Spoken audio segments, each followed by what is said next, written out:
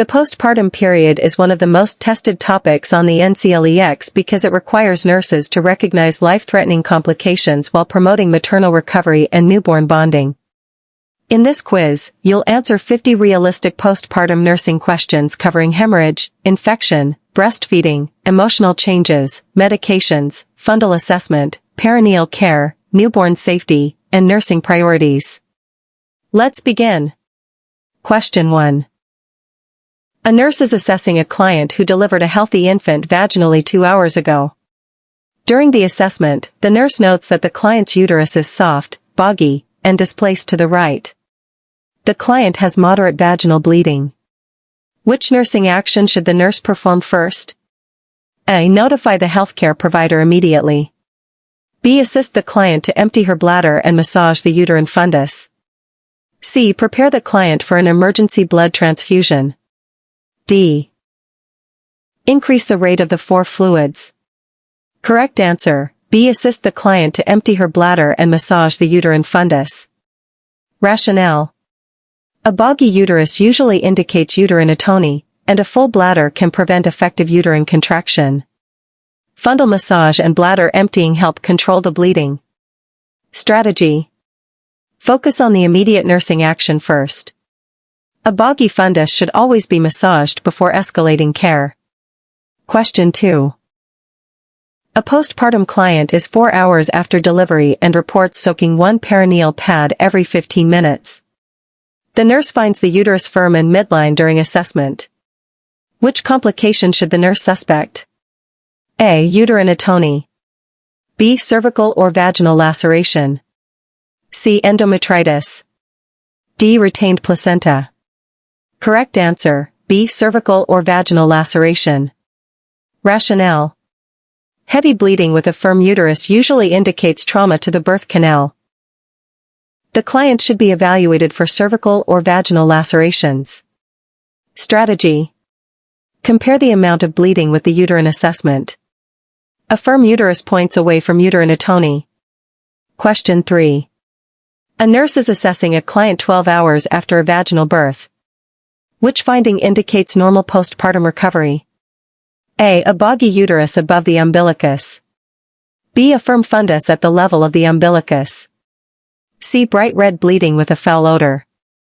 D. Large clots with every pad change. Correct answer, B. A firm fundus at the level of the umbilicus. Rationale. A firm uterus at or near the umbilicus is expected during the first 24 hours after birth. This finding indicates normal uterine involution. Strategy. Know the expected location and firmness of the postpartum fundus. A firm uterus is a reassuring assessment finding. Question 4.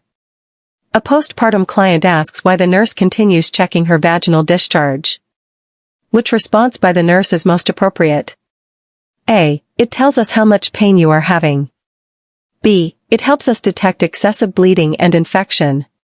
C. It determines when you can stop breastfeeding. D. It tells us if your baby is feeding enough. Correct answer, B. It helps us detect excessive bleeding and infection. Rationale. Lochia provides important information about the mother's recovery after birth. Changes in amount, color, or odor may indicate complications. Strategy. Choose the answer related to patient safety and assessment. Postpartum education often focuses on recognizing complications. Question 5. A nurse is teaching a postpartum client about lochia before discharge. Which statement by the client indicates correct understanding? A. A foul smell is expected during healing. B. Heavy bright red bleeding should continue for 6 weeks. C. My discharge should gradually change from red to pink and then white. D. Large blood clots every day are normal. Correct answer, C. My discharge should gradually change from red to pink and then white. Rationale. Normal lochia progresses from rubra to serosa and finally alba. Foul odor, persistent heavy bleeding, or large clots are abnormal. Strategy. Remember the normal progression of lochia. Questions about discharge often test normal versus abnormal findings. Question 6. A postpartum client who delivered by cesarean section yesterday reports sudden pain in her left calf while walking. The nurse notes that the calf is swollen, warm, and tender to touch. Which nursing action is the priority? A. Massage the affected leg. B. Encourage the client to continue walking. C. Place the client on bed rest and notify the healthcare provider. D. Apply warm compresses and reassess in 1 hour. Correct answer, C. Place the client on bed rest and notify the healthcare provider. Rationale. These findings suggest deep vein thrombosis, DVT. Keeping the client on bed rest helps prevent the clot from becoming dislodged. Strategy. Never massage a leg suspected of having a blood clot. Choose the intervention that prevents a pulmonary embolism. Question 7. A breastfeeding mother reports that her breasts are very full, firm, and uncomfortable on the 3rd postpartum day. Which nursing intervention is most appropriate? A. Stop breastfeeding for 24 hours. B. Encourage frequent breastfeeding. C. Limit fluid intake. D. Wear a tight bra at all times.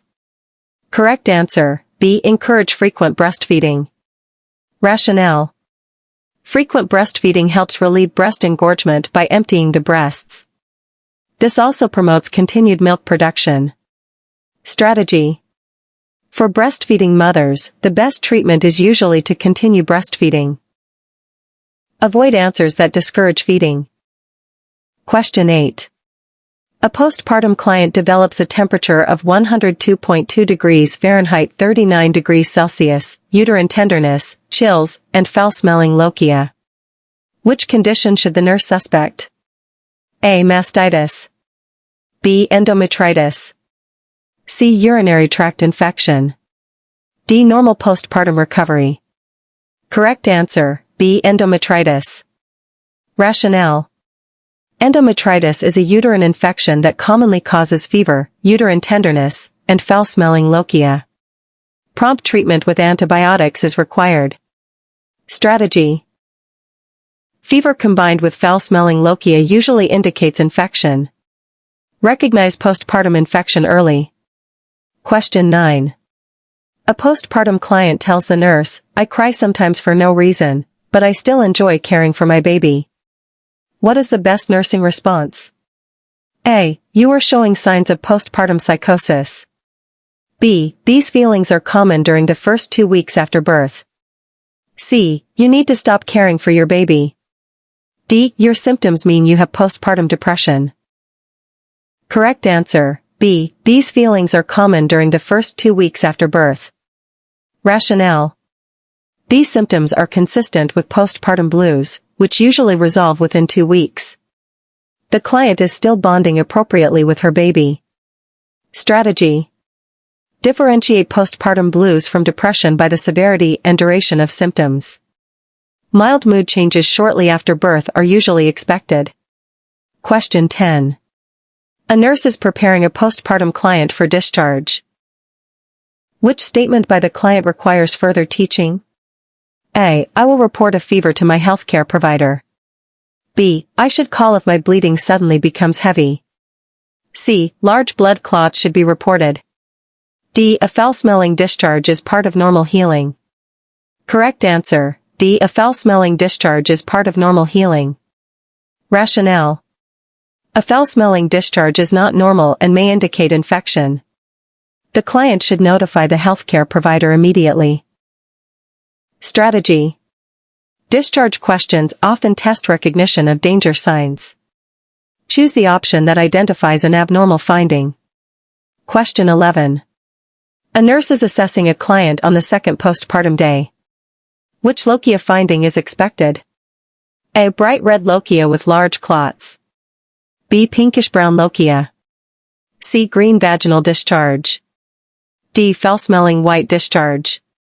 Correct answer, B. Pinkish-brown lochia. Rationale. Lochia serosa is pinkish-brown and normally appears a few days after delivery. It follows the bright red lochia rubra stage. Strategy. Memorize the order of lochia changes. Normal progression is rubra, serosa, then alba. Question 12. A postpartum client complains of painful urination after a vaginal birth. What should the nurse do first? A. Assess the perineum for swelling or trauma. B. Restrict oral fluids. C. Insert an indwelling catheter. D. Notify the healthcare provider immediately. Correct answer, A. Assess the perineum for swelling or trauma. Rationale. Perineal swelling after birth can cause discomfort during urination. Assessment should always come before intervention. Strategy. The Nclex expects assessment before implementation when the client is stable. Look for the option that gathers more information first. Question 13. A nurse is caring for a client receiving oxytocin after delivery. Which assessment finding indicates the medication is effective? A. The uterus is firm and bleeding decreases. B. Blood pressure continues to fall. C. The uterus remains soft. D. Lochia becomes heavier. Correct answer, A. The uterus is firm and bleeding decreases. Rationale. Oxytocin stimulates uterine contractions and helps reduce postpartum bleeding. A firm uterus shows the medication is working. Strategy. Know the purpose of common postpartum medications. Oxytocin promotes uterine contraction. Question 14. A postpartum client asks when she should contact her healthcare provider after going home. Which symptom requires immediate reporting? A. Mild abdominal cramping while breastfeeding. B. Bright red bleeding that suddenly becomes heavy. C. Feeling tired during the first week. D. Mild breast fullness before feeding. Correct answer, B. Bright red bleeding that suddenly becomes heavy. Rationale. Heavy bleeding after it has decreased may indicate postpartum hemorrhage. This requires immediate medical evaluation. Strategy.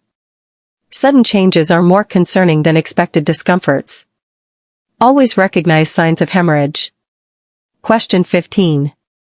A nurse assesses a postpartum client's episiotomy using the Rita scale.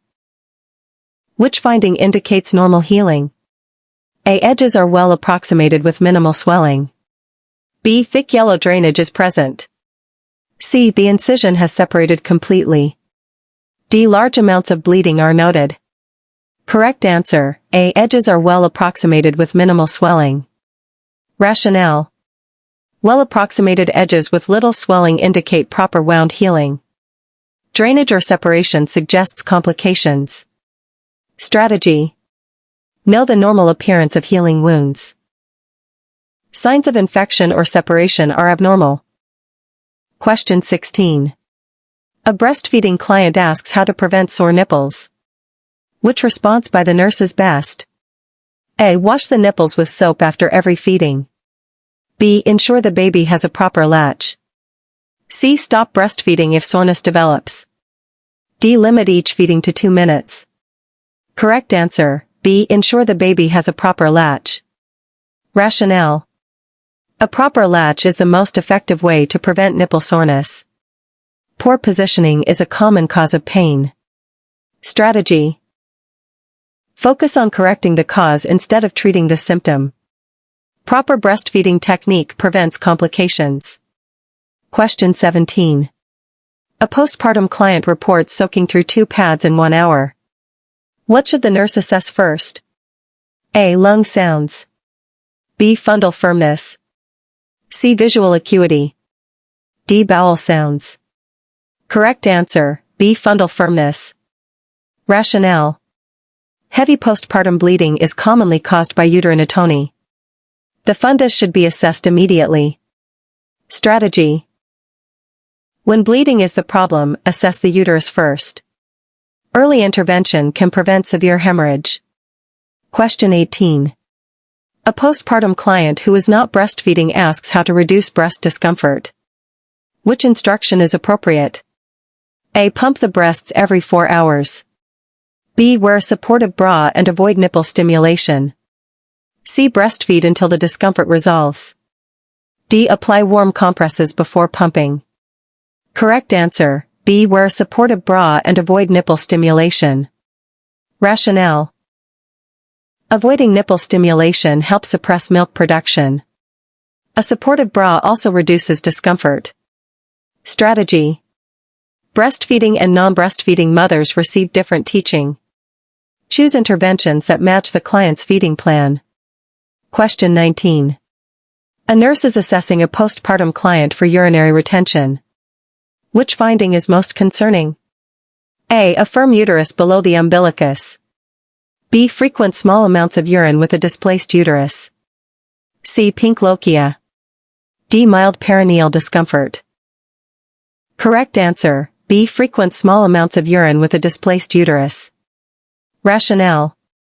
Urinary retention can cause bladder distension and displace the uterus. This increases the risk of postpartum hemorrhage. Strategy. A uterus that is not midline often points to a full bladder. Think bladder before bleeding worsens. Question 20. A nurse is teaching a postpartum client about postpartum depression. Which statement indicates understanding? A. It always begins within 24 hours after birth. B. I should seek help if I have persistent sadness or thoughts of harming myself or my baby. C. Mood swings lasting one day mean I have postpartum depression. D. Postpartum depression goes away without treatment. Correct answer, B. I should seek help if I have persistent sadness or thoughts of harming myself or my baby. Rationale. Persistent sadness or harmful thoughts require immediate evaluation and treatment. Early intervention improves outcomes for both mother and baby. Strategy. Differentiate normal postpartum blues from postpartum depression. Question 21. A nurse is assessing a postpartum client who reports severe abdominal pain and a firm, tender uterus. The client also has a temperature of 101.8 degrees Fahrenheit 38.8 degrees Celsius. Which condition should the nurse suspect? A. Endometritis. B. Breast engorgement. C. Postpartum blues. D. Urinary retention. Correct answer, A. Endometritis. Rationale. Fever, uterine tenderness, and abdominal pain are common signs of endometritis. Prompt treatment is needed to prevent complications. Strategy. Think infection when fever accompanies uterine tenderness. Recognize the classic signs of postpartum endometritis. Question 22. A postpartum client is receiving magnesium sulfate for severe preeclampsia. Which assessment finding requires immediate nursing intervention? A. Respiratory rate of 10 breaths/minute. B. Blood pressure of 138/84 mmHg. C. Urine output of 40 milliliters per hour. D. Deep tendon reflexes 2+. Correct answer, A. Respiratory rate of 10 breaths/minute. Rationale. A low respiratory rate is an early sign of magnesium toxicity. The medication should be stopped, and the provider notified. Strategy. Always monitor respirations during magnesium sulfate therapy. Respiratory depression is a priority concern. Question 23. A postpartum client states that she feels overwhelmed caring for her newborn and asks for help. What is the nurse's best response? A. You should learn to manage on your own. B. Many new mothers feel this way, and support is available. C. You are showing signs of psychosis. D. Ignore those feelings because they are normal. Correct answer, B. Many new mothers feel this way, and support is available. Rationale. Providing reassurance and support encourages healthy coping. The nurse should acknowledge the client's feelings without judgment. Strategy. Choose therapeutic communication responses. Supportive statements are better than dismissing concerns. Question 24. A postpartum client has a hematoma on the perineum. Which symptom would the nurse expect? A. Severe perineal pain with minimal bleeding. B. Heavy bright red vaginal bleeding. C. A boggy uterus. D. Foul-smelling lochia. Correct answer, A. Severe perineal pain with minimal bleeding. Rationale. A hematoma causes blood to collect beneath the tissue, producing intense pain. External bleeding may be minimal. Strategy. Severe pain that seems out of proportion should raise concern for a hematoma. Assess the perineum carefully. Question 25. A nurse is assessing a postpartum client's breasts. Which finding requires further evaluation? A. Warm, reddened area with fever. B. Soft breasts before milk comes in. C. Mild fullness on day 3. D. Colostrum present.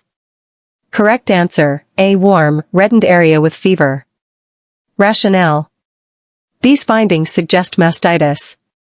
Early treatment helps prevent worsening infection. Strategy. Redness, fever, and breast pain usually indicate infection. Normal engorgement does not usually cause high fever. Question 26. A nurse is caring for a postpartum client with excessive bleeding. Which medication should the nurse anticipate administering first? A. Oxytocin. B. Insulin.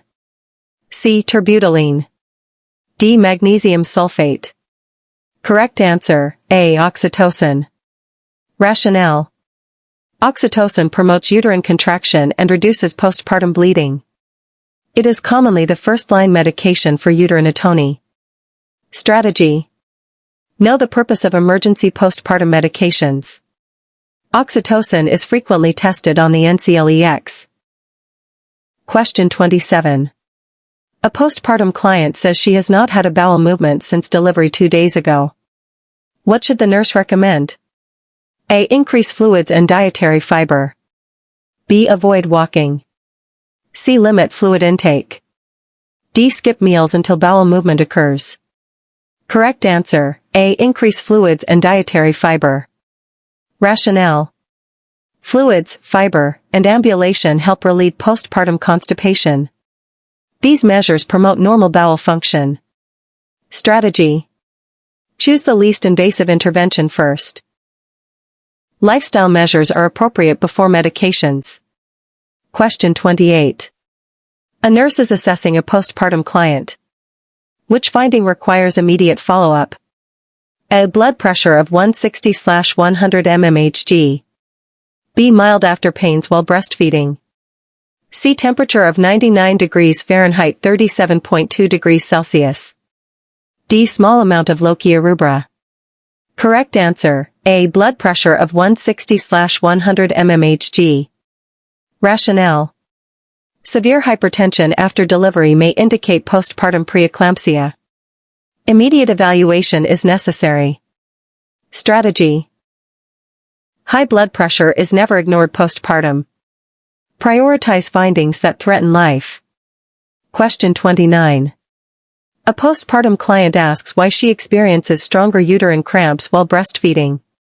Which explanation is best? A. Breastfeeding stimulates oxytocin release. B. Breastfeeding decreases uterine contractions. C. The baby is drinking too much milk. D. Breastfeeding causes dehydration. Correct answer, A. Breastfeeding stimulates oxytocin release. Rationale. Oxytocin released during breastfeeding causes the uterus to contract. These contractions help reduce postpartum bleeding. Strategy. Connect hormones with their actions. Oxytocin is responsible for both milk letdown and uterine contractions. Question 30. A postpartum client complains of excessive fatigue, palpitations, and dizziness. Which complication should the nurse suspect? A. Postpartum hemorrhage. B. Mastitis. C. Breast engorgement. D. Endometritis. Correct answer, A. Postpartum hemorrhage. Rationale. These symptoms may indicate significant blood loss. The nurse should assess for ongoing hemorrhage. Strategy. Recognize signs of decreased circulating blood volume. Fatigue and dizziness after birth should not be ignored. Question 31. A nurse is teaching a postpartum client about Kegel exercises. What is the primary benefit? A. Strengthen pelvic floor muscles. B. Reduce breast engorgement. C. Increase milk production. D. Prevent postpartum fever. Correct answer, A. Strengthen pelvic floor muscles. Rationale. Kegel exercises improve pelvic muscle strength and bladder control. They also support recovery after childbirth. Strategy. Match the intervention with its purpose. Pelvic exercises improve pelvic function. Question 32. A postpartum client develops sudden shortness of breath and chest pain. What is the nurse's priority action? A. Notify the healthcare provider immediately. B. Encourage deep breathing. C. Assist the client to walk. D. Offer oral fluids. Correct answer, A. Notify the healthcare provider immediately. Rationale. These findings may indicate a pulmonary embolism. Immediate medical treatment is required. Strategy. Chest pain and shortness of breath are emergency symptoms. Choose the action that ensures rapid intervention. Question 33. A postpartum client asks when sexual intercourse can usually be resumed after birth. Which response is appropriate? A. After the healthcare provider confirms healing, usually around 4 to 6 weeks. B. Immediately after discharge. C. Within 1 week. D. Only after breastfeeding ends. Correct answer, A. After the healthcare provider confirms healing, usually around 4 to 6 weeks. Rationale. Healing should occur before resuming sexual activity. The healthcare provider should confirm recovery. Strategy. Choose answers that emphasize safety and healing. Avoid options with unrealistic timelines. Question 34. A postpartum nurse notes that the client's fundus is boggy despite massage. Which action should the nurse perform next? A. Check whether the bladder is distended. B. Stop assessing the client. C. Apply ice packs. D. Encourage bed rest only. Correct answer, A.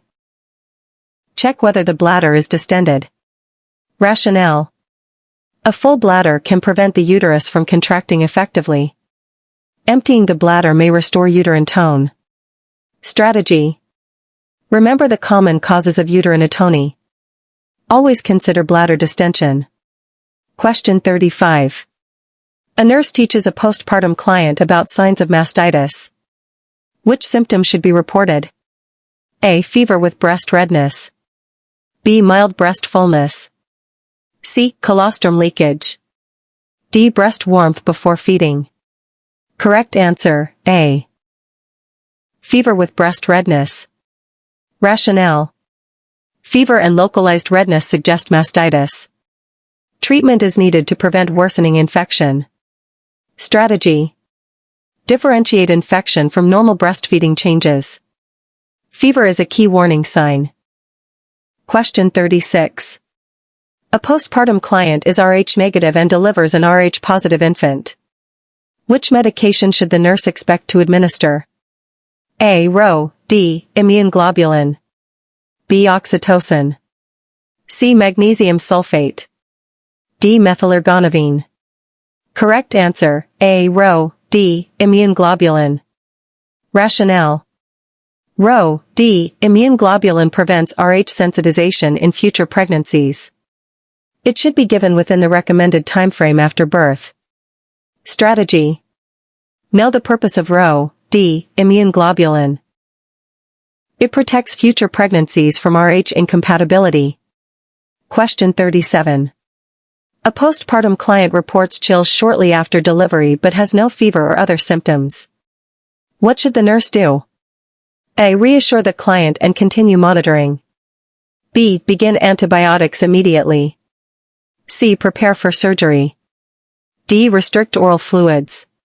Correct answer, A. Reassure the client and continue monitoring. Rationale. Mild chills can occur normally after childbirth. Continued assessment ensures no infection develops. Strategy. Differentiate expected findings from abnormal ones. Monitor stable clients before intervening. Question 38. A postpartum client is bottle feeding her infant. Which instruction should the nurse include? A. Wear a supportive bra. B. Pump the breasts every 3 hours. C. Stimulate the nipples frequently. D. Apply warm compresses before feeding. Correct answer, A. Wear a supportive bra. Rationale. A supportive bra helps reduce discomfort while milk production decreases. Avoiding nipple stimulation also suppresses lactation. Strategy. Teaching differs for breastfeeding and bottle-feeding mothers. Choose interventions that reduce milk production. Question 39. A nurse observes a postpartum client becoming withdrawn and refusing to care for her newborn. What should the nurse do first? A. Assess the client's emotional status. B. Tell the client she must care for the baby. C. Contact Child Protective Services. D. Leave the client alone. Correct answer, A. Assess the client's emotional status. Rationale. Assessment is the first step in determining the cause of the behavior. The client may be experiencing postpartum depression. Strategy. Assessment comes before intervention when the client is stable. Gather information before taking further action. Question 40. A nurse is evaluating postpartum teaching. Which statement by the client shows correct understanding? A. I will keep my follow-up appointments even if I feel well. B. I only need to call my provider if I have severe pain. C. Heavy bleeding is expected for several weeks. D. Fever after delivery is normal. Correct answer, A. I will keep my follow-up appointments even if I feel well. Rationale. Follow-up visits help identify complications and monitor recovery. Routine postpartum care is important even without symptoms. Strategy. Discharge questions often focus on prevention and follow-up. Choose the answer that promotes ongoing maternal health. Question 41. A nurse is assessing a client 24 hours after a vaginal delivery. Which finding should the nurse report to the healthcare provider immediately? A. Lochia rubra with a fleshy odor. B. Lochia with a foul odor and uterine tenderness. C. Mild after pains during breastfeeding. D. A firm uterus at the level of the umbilicus. Correct answer, B. Lochia with a foul odor and uterine tenderness. Rationale. A foul odor and uterine tenderness suggest postpartum endometritis. Early treatment is needed to prevent severe infection.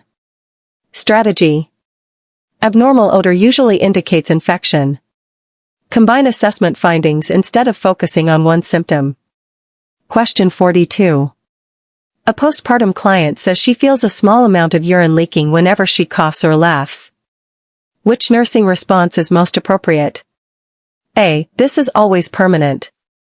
B. Pelvic floor exercises can help strengthen your muscles. C. You should stop drinking fluids. D. Avoid walking until the leaking stops. Correct answer, B. Pelvic floor exercises can help strengthen your muscles. Rationale. Stress incontinence is common after childbirth due to weakened pelvic muscles. Kegel exercises can improve bladder control. Strategy. Choose teaching that promotes recovery.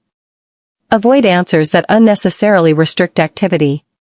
Question 43. A nurse is caring for a postpartum client receiving methylorgonavine for uterine atony. Which assessment is the priority before administering the medication? A. Blood pressure. B. Temperature. C. Respiratory rate.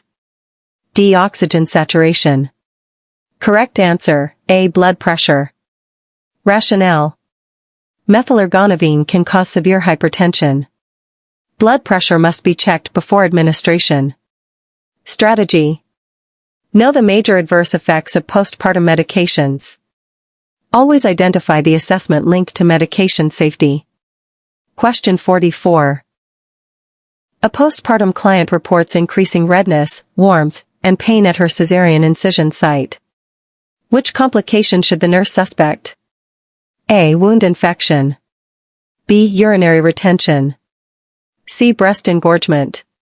D. Normal healing. Correct answer, A. Wound infection. Rationale. Redness, warmth, and increasing pain are common signs of a surgical site infection. Prompt evaluation is necessary. Strategy. Monitor incision sites for signs of infection. Increasing symptoms are more concerning than mild discomfort. Question 45.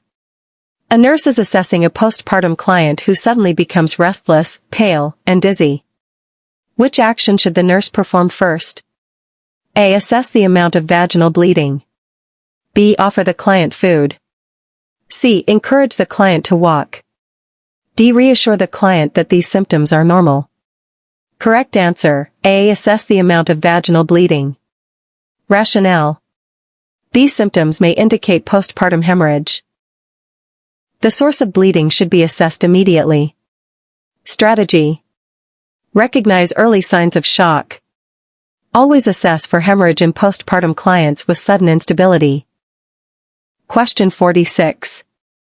A postpartum client asks why early ambulation is encouraged after delivery.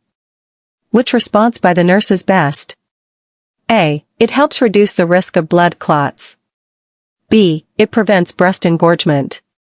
C. It increases milk production. D. It stops vaginal bleeding.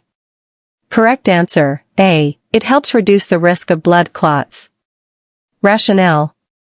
Walking improves circulation and lowers the risk of venous thromboembolism.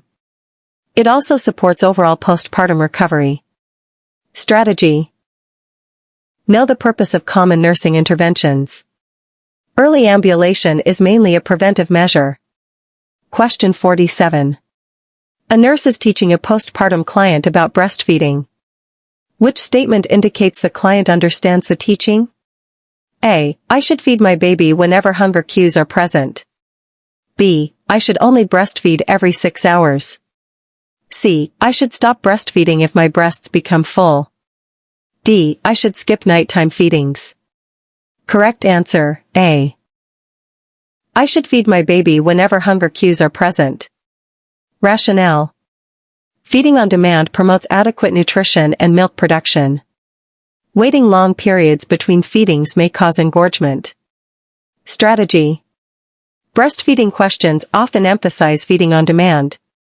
Choose answers that support successful lactation. Question 48. A postpartum client states, I have thoughts of hurting myself. What is the nurse's priority action? A. Stay with the client and notify the healthcare provider immediately.